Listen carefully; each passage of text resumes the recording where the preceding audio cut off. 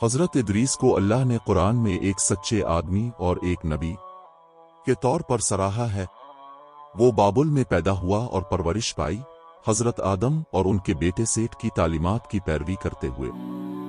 हज़रत इदरीस अलैहि अस्सलाम हज़रत आदम अलैहि अस्सलाम की पांचवी नस्ल थे और उनके बारे में ख्याल किया जाता है कि उन पर अल्लाह की तरफ से वही नाजिल हुई, उन पर 30 किताबें नाजिल हुईं। इसे पहला शख्स करार दिया जाता है जिसने कलम से लिखना शुरू किया, एक हुनर जिसे अल्लाह ने सिखाया और बाद में इंसानियत तक पहुंचा। हज़रत इदरीस को साइंस के मुख्तलिफ शोबों में महारत हासिल थी, बशमूल रियाजी और फलकियात, और इंसानी ज़रूरियात के लिए औजार तैयार करने में अपनी महारत के लिए मशहूर थे। चौड़े सीने और मुख्तलिफ साइज के कानों जैसी जिस्मानी खुसूसियात के बावजूद इदरीस को उनकी हिकमत और तक़वा की वजह से इज्जत दी जाती थी। उसने एक नबी और रसूल के तौर पर हुकूमत